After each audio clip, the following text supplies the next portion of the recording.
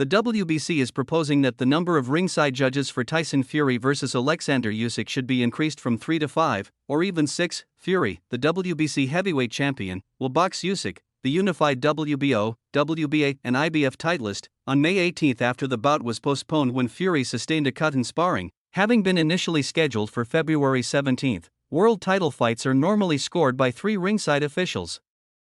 But WBC President Mauricio Suleiman believes that, because this undisputed heavyweight championship fight is so important for boxing, more judges should be introduced. Suleiman revealed to Sky Sports that he wants 5 or 6 officials scoring the fight ringside.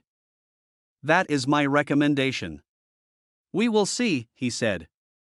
"Boxing is a sport in which change is very difficult to get.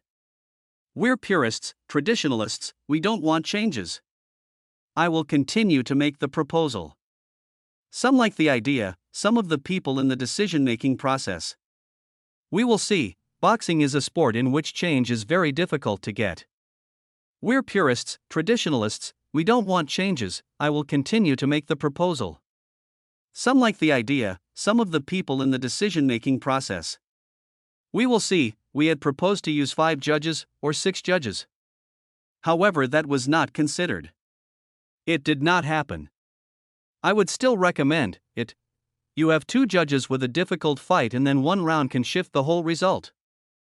But if you have more officials, then the possibility of a wrong score goes to a minimum. But we will see. That's the only intention, to make sure there's no controversy. Now we have the biggest fight in 25 years in the heavyweight division. So we have to try to do our best."